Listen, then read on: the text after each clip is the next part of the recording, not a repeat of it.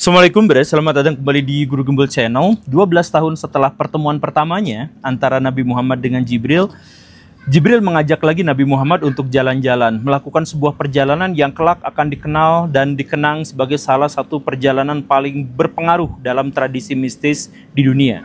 Nabi Muhammad dibangunkan satu malam di kota Mekah, kemudian diajak berdiskusi, dan kemudian dibawa ke Palestina dengan sebuah kendaraan yang sangat cantik, sangat indah, sangat mengkilap, yang disebut sebagai Burak. Dan tidak selesai dari situ, setelah itu Nabi Muhammad pun diajak terbang ke dunia yang tidak mungkin bisa diakses oleh manusia manapun sebelum dan sesudahnya.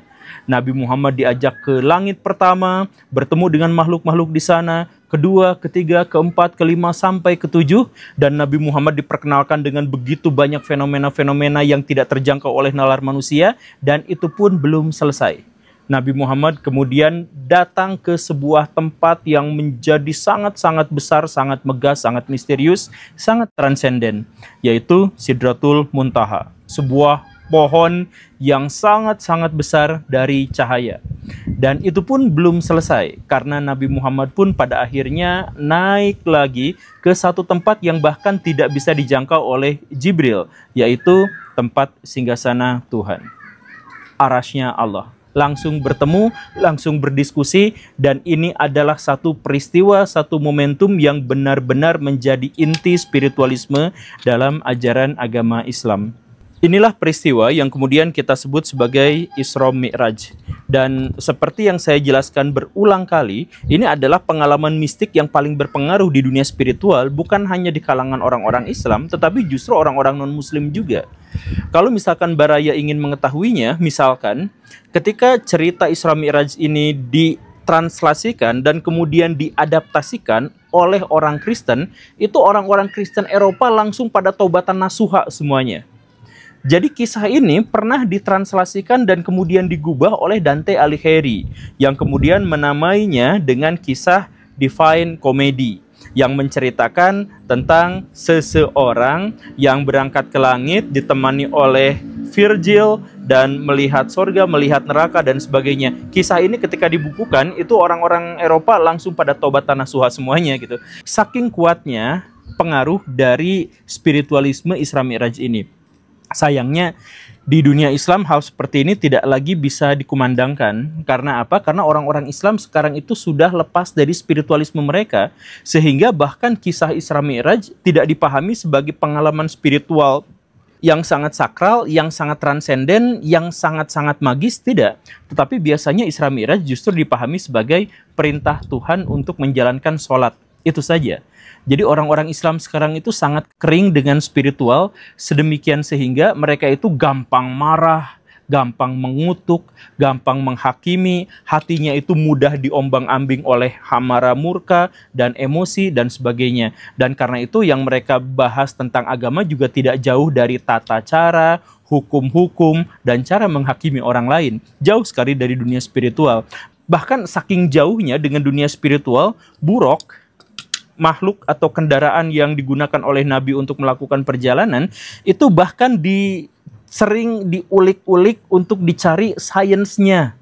Apakah Isra Mi'raj itu sesuai dengan sains, Buraq itu sebenarnya adalah cahaya atau wormhole atau hal yang semacam itu gitu. Bahkan banyak sekali ulama-ulama yang mencoba mengulik Buraq itu bentuknya seperti ini dan seperti itu dan sebagainya gitu. Itu benar-benar mengkhianati nilai-nilai spiritual dan sakral yang ada dalam kisah Isra Mi'raj. Tapi kalau misalkan banyak ulama di antara kita yang memang mau seperti itu, ayo kita tantang, beranikah mereka untuk membahas Buraq itu, tapi benar-benar dalam kajian sosiohistoris. Apakah Buraq itu sebenarnya adalah hewan yang merupakan adaptasi dari mitologi-mitologi sebelum Islam, yang kemudian diganti oleh Nabi Muhammad, kemudian digunakan untuk membuat ajaran atau aliran spiritualisme baru? Kita akan ulik pertanyaan itu, simak videonya sampai tuntas, yuk kita bahas.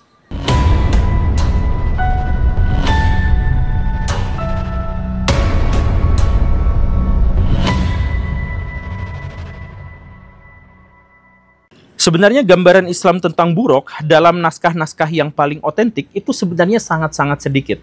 Paling-paling Buraq itu digambarkan sebagai makhluk warnanya putih, mengkilap, indah luar biasa, cantik, dan sangat ajaib. Dan bahwa kaki dan tangannya itu bisa memanjang dan bisa memendek. Misalkan ketika dia harus menanjak, maka kaki belakangnya panjang dan kaki depannya mendek. Sedemikian sehingga orang yang menungganginya itu tetap menunggang di atas bidang datar horizontal. Begitu kurang lebihnya. Nah, walaupun gambaran tentang buruk itu sangat sederhana dan sangat sedikit dalam naskah-naskah yang paling otentik, entah bagaimana ceritanya, para ulama kemudian mendapatkan gambaran yang lebih tentang bentuk dan wujud dari buruk itu. Ada yang menceritakan bahwa kupingnya panjang, ada yang bilang bahwa badannya juga panjang, ada yang mengatakan bahwa kepalanya itu bentuknya adalah menyerupai wanita dan lain sebagainya. Termasuk juga jenis kelaminnya yang akhirnya disepakati secara konsensus itu adalah wanita. Sekali lagi saya tegaskan bahwa dalam Islam dan naskah-naskah yang paling otentik itu tidak pernah digambarkan dengan gambaran yang seperti itu gitu. Tetapi ya ulama-ulama kemudian tiba-tiba mendapatkan gambaran yang seperti itu. Bukan hanya bentuknya, cerita-ceritanya juga ditambahkan. Misalkan bahwa buruk itu adalah makhluk yang dikendarai oleh Nabi Ibrahim ketika harus mengunjungi istri keduanya, yaitu Hajar gitu ya di Mekah. Atau misalkan bahwa buruk itulah yang menjadi kendaraan ruhnya Husain setelah bebas dari pembantaian Karbala gitu ya, dan lain sebagainya. Cerita juga berkembang, dan pada akhirnya ketika sekarang kita mengetik buruk di internet, kita menemukan gambaran visual yang jauh lebih tegas dan pasti. Buruk digambarkan sebagai kuda berwarna putih, bersayap seperti Pegasus, dengan wajah menyerupai perempuan cantik khas Persia, dengan rambut hitam yang ikal dan manik-manik yang menutupi lehernya. Lengkap sekali, sudah menjadi seperti itu. Nah, kalau misalkan kita telisik, dari mana sebenarnya cerita-cerita seperti ini? Dari mana sebenarnya ulama-ulama itu menemukan deskripsi imajinatif yang setegas ini? Kalau misalkan kita melihat latar tempat di mana dia berkembang, yaitu Persia, maka kita akan menjadi cukup terjelaskan. Karena kita menemukan banyak sekali indikasi-indikasi yang kuat. Maksudnya gini Baraya, orang-orang Persia pra-Islam itu kenal banyak sekali hewan-hewan campuran. Misalkan ada yang kayak griffin gitu kan, itu kan dari Persia. Yang bentuknya singa tetapi kepalanya elang dan punya sayap gitu ya. Atau kita juga mengenal misalkan simurf. Simurf itu burung juga, tetapi dia mamalia. Dia melahirkan anaknya dan menyusui anaknya, yang kemudian digambarkan pada generasi belakangan itu wajahnya adalah wajah singa gitu, dan lain sebagainya. Nah, karena itu maka kita bisa simpulkan bahwa orang-orang Persia itu adalah orang yang senang mencampur-campurkan hewan-hewan gitu menjadi hewan mitologi mereka. Dan ini juga sebenarnya umum karena tetangganya Persia yaitu India bahkan lebih ekstrim lagi dalam menciptakan gambaran-gambaran makhluk mitologis yang seperti itu. Tetapi apa sih? Dan gambaran buruk itu adalah sepertiga manusia, sepertiga kuda, sepertiga burung, maka ya masuk akal bahwa orang-orang Persia memang menggubah ini. Apalagi kita mengenalnya gambaran-gambaran seperti yang kita kenal sekarang itu memang berasal dari Persia. Tetapi apakah ada kemungkinan yang lain? Kan bisa saja itu sebenarnya bukan dari Persia, tetapi itu dari Yunani. Karena di situ ada cerita yang mirip antara Pegasus dengan buruk. Jadi buruk itu adalah adaptasi dari Pegasus. Kenapa seperti itu? Coba lihat misalkan ya, Pegasus itu digambarkan sebagai makhluk mitologis yang berasal dari darahnya Medusa. Dia adalah kuda putih yang akan membawa arwah dari para pahlawan untuk menghadap dewa di Olympus. Dewa Zeus misalkan. Nah ini berarti kan mirip. Jadi ada hamba yang karena ketakwaannya atau karena kehebatannya atau karena kepahlawanannya dibawa ke dewa.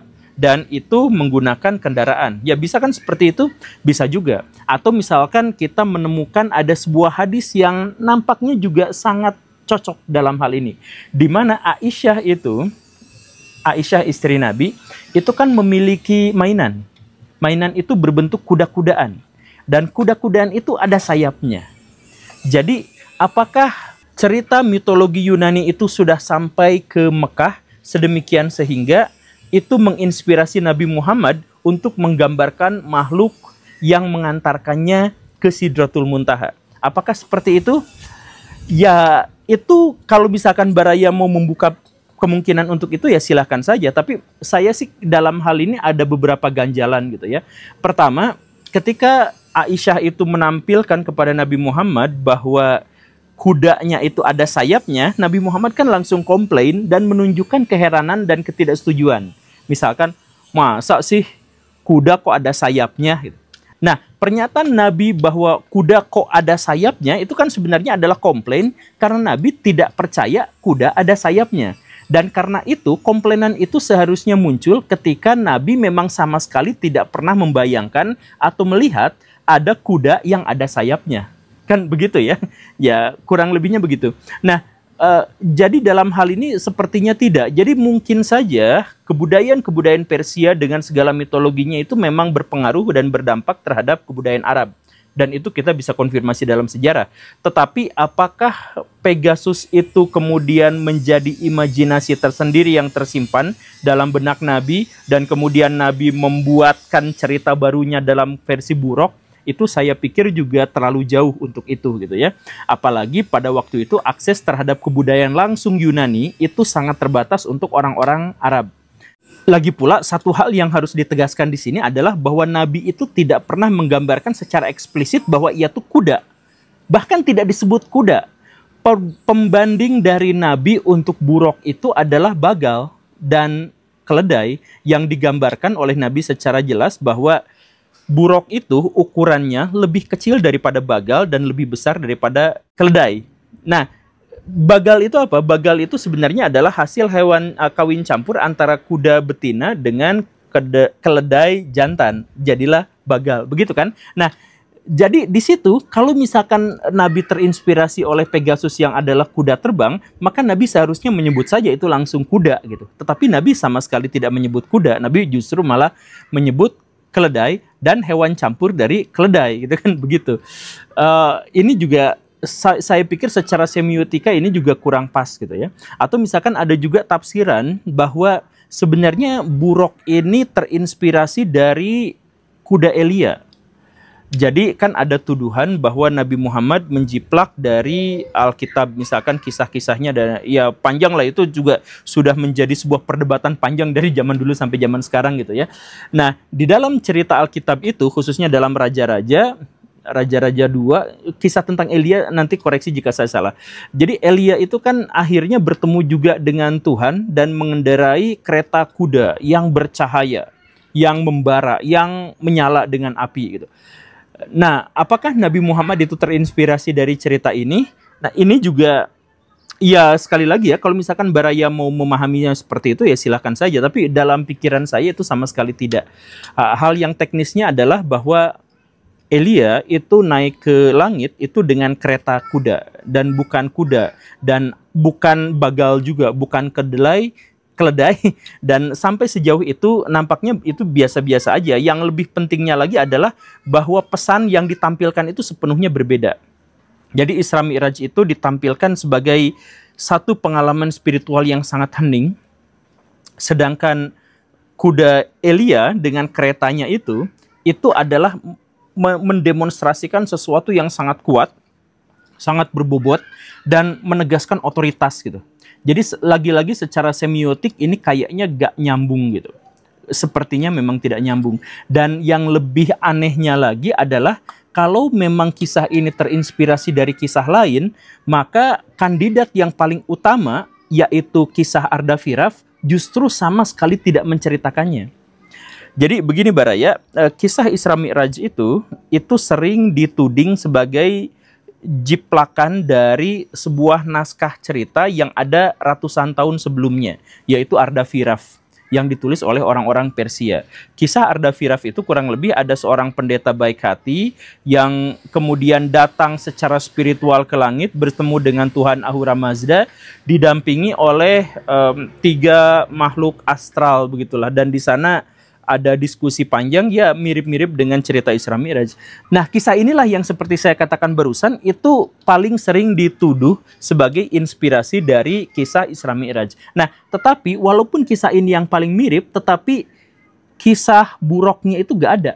Jadi Buraq dalam Ardaphiraf itu sama sekali tidak ditemukan. Jadi perjalanan spiritual langsung aja ke sana dan tidak ada kendaraannya gitu. Jadi dalam hal ini kuda Pegasus nampaknya jauh, kuda Elia juga jauh, dan dalam Arda-Firaf juga tidak ada. Nampaknya sih saya mengambil kesimpulan bahwa kisah ini memang asli dari Nabi, asli dari tradisi itu. Jadi kita kesampingkan apakah Nabi Muhammad nanti itu benar-benar mengarang cerita atau apa, ya kita kesampingkan dulu. Cuman setidaknya dalam hal ini saya sih menyimpulkan bahwa ini tidak ada pengaruh dari cerita-cerita yang lain. Nah, bagaimana dengan Arda-Firaf sendiri? Nah, ini Arda-Firaf juga sebenarnya adalah satu cerita yang cukup membingungkan, Baraya. Jadi, kisahnya mirip sekali dengan Isra Mi'raj, mirip sekali, dan bisa kita komparasikan, itu banyak sekali kemiripannya. Tetapi, apakah itu benar-benar inspirasi dari peristiwa Isra Mi'raj? Kalau misalkan kita asumsikan bahwa Arda-Firaf itu memang berasal dari kehidupan sebelum Nabi Muhammad, maka mungkin saja ini adalah cerita yang kemudian menginspirasi Nabi. Tetapi pada faktanya adalah bahwa kita tidak pernah menemukan naskah otentik Arda-Firaf selain yang ada di abad ke-10. Dan abad ke-10 itu ditulis di sekitaran lingkungan Islam. Jadi dengan pertimbangan ini, kemiripan antara Arda-Firaf dengan cerita Isra Mi'raj lebih mungkin Isra Mi'raj yang menjadi inspirasi dari Arda-Firaf yang ditulis abad ke-10 daripada cerita Isra Mi'raj yang berasal dari Arda-Firaf yang abad ke-2 Masehi. Pikiran saya seperti itu. Ditambah lagi dengan kisah-kisah spiritual seseorang yang datang berkunjung ke Tuhan dan dimensinya itu juga sebenarnya adalah kisah-kisah yang umum dalam, ya seperti yang tadi ya, nabi-nabi orang Israel, kemudian dalam tradisi Hindu, dalam kisah-kisah Purana itu kita menemukan banyak sekali ada orang-orang yang datang ke langit, kemudian bertemu dengan Tuhan dan seterusnya, itu banyak sekali kisah-kisah yang seperti itu. Jadi mungkin ini adalah salah satu kisah spiritual yang paling umum, tetapi juga tidak harus saling mempengaruhi dan saling menginspirasi satu sama lain. Karena kalau misalkan ada cerita tentang Tuhan, ada cerita tentang roh, dan ada cerita tentang hamba, serta ada cerita tentang kehidupan setelah kematian, maka kisah orang suci yang kemudian ketemu sama Tuhan di akhirat dan begini dan begitu, itu menjadi sesuatu yang nampaknya umum, dan bahkan ketika mereka tidak, dan bahkan ketika orang-orang atau kebudayaan-kebudayaan itu tidak saling berinteraksi satu sama lain. Jadi kesimpulannya bagaimana? Ya kesimpulannya adalah bahwa buruk yang ini, yang ada di mana-mana ini, bahkan di makam Wali Songo itu bentuknya juga ada yang seperti ini fix, ini adalah asli gubahan dari orang-orang Persia atau orang-orang yang sangat terpengaruh oleh tradisi Persia. Dan orang-orang Persia mendapatkannya dari cerita-cerita yang merupakan campuran dari berbagai mitologi di seluruh dunia yang bisa mereka akses. Tetapi gambaran buruk yang sangat sederhana dan praktis dalam ajaran agama Islam sebagai hewan yang terbuat dari cahaya, mengkilap apa segala rupa, itu nampaknya memang otentik dari kisah itu sendiri, dari kisah Isra Mi'raj. Itu adalah hasil tafsiran saya. Baraya kalau misalkan tidak setuju juga tidak apa-apa, dan kalau Baraya punya pendapat lain silahkan tulis di kolom komentar. Saya pamit undur diri karena sudah diganggu sama kucing yang bangun. Terima kasih karena sudah menyimak. Saya Guru Gembul. Assalamualaikum warahmatullahi wabarakatuh.